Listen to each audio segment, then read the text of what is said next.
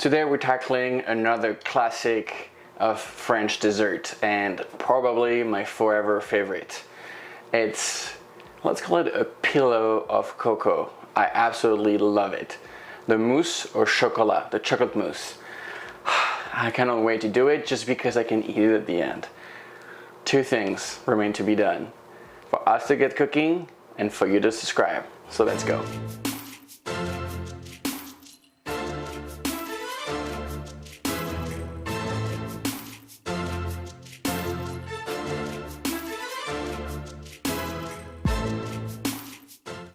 Alright, so first thing first, we need to melt our chocolate. So I'm going to place my dark chocolate, it's about 70%, into a bowl, and I'm also going to add the butter.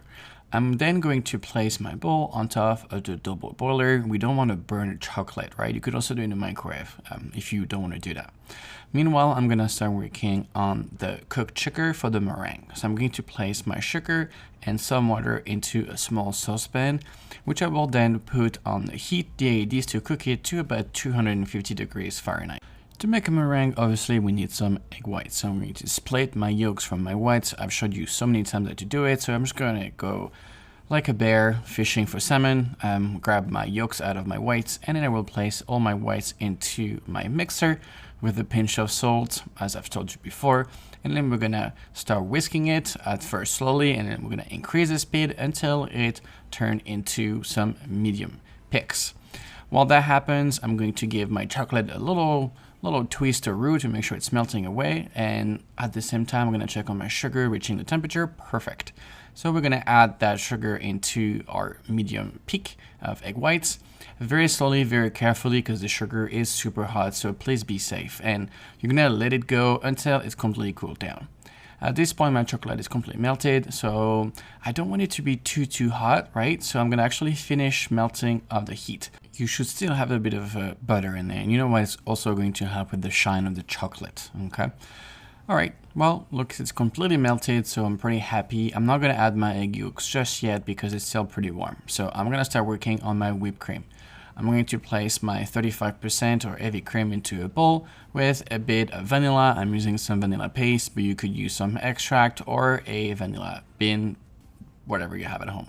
Then we're going to give that a whisk until it's nice and firm, and when we have something that will just kind of like stick to the whisk, we will place it aside, or you could also put it in your fridge if you wish. Alright, looks my chocolate is now a little bit cooler, so it's a good time to add our egg yolks. I'm adding 4 egg yolks. I don't want to put too much, otherwise it can get very rich, okay? And we're going to simply just mix it until it's fully incorporated. I think I'm ready to add my egg whites. My meringue is completely cooled down, so we can stop the mixer. Obviously, we need to make our tests, make sure it's holding, and it does, nothing falls. All right, so we're gonna take 1/3 of the mix. Okay, first we need to lighten that chocolate mixture. So I'm gonna take that spatula and we're gonna just mix it. You don't have to be too careful at this point. The idea is just to add, like I say, lift to our chocolate mass, and you know, like, you don't have to be extremely careful. However, when this part is done, we're gonna add the rest of the meringue, and at this time you want to be super careful, and then we don't want to crush our mix. It's a mousse, it's supposed to be super light. So we're going to lift the chocolate mass into the rest of the meringue, and then when it's actually fully mixed, we're going to stop. The idea is not to overmix it, and like you said, like, you really go from the center up until you don't see any whites and you have a smooth mass, but do not overmix it. You know, it's very important. Like I say, we want some pillow of cocoa. Okay, so now our mix is ready, so we can start to fill our ramekin or glasses. I'm using a fancy cocktail glass. You don't have to. Honestly, it's a video and I want it to look pretty, but you could also use some ramekin, which is what I did. So yeah. All right, the whipped cream. We're going to add into a piping bag. I've also added a star tip, just for presentation's sake. And then once we have all our whipped cream in the piping bag, we're just gonna like flip it, turn it around a finger for more precision.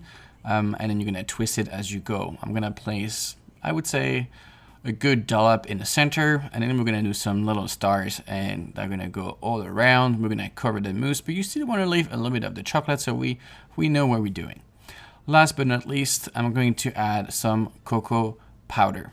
That step is absolutely optional, but I like to doing it. I think it's a nice contrast, and extra cocoa is never a bad thing.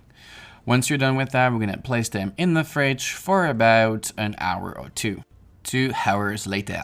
And here we have it, a delightful, pillowy chocolate mousse with some vanilla whipped cream up top and a bit of cocoa powder for that extra kick of cocoa because you never have too much chocolate. If you enjoyed this recipe, as always, please like, comment, and subscribe. The recipe will be in the description below, like always. And if you allow me, I'm going to try this, and I'll catch you on another episode.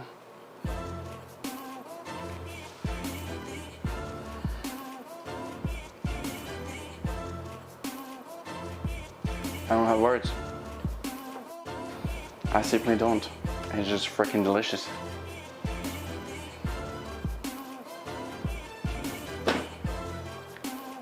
Just do it.